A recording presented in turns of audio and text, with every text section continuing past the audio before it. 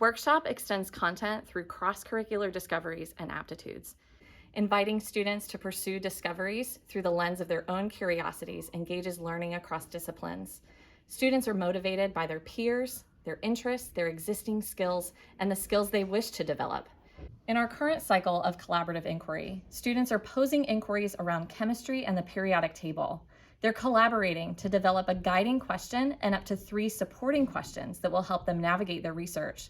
Students have also engaged in meaningful reflection of previous collaboration projects, allowing them to evaluate and articulate the essential skills needed to both contribute to and cultivate an effective team.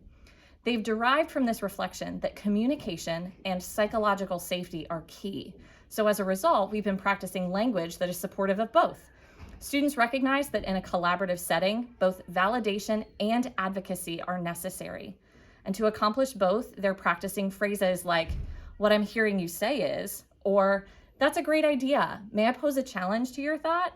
Or "Your idea could work. Let's also consider."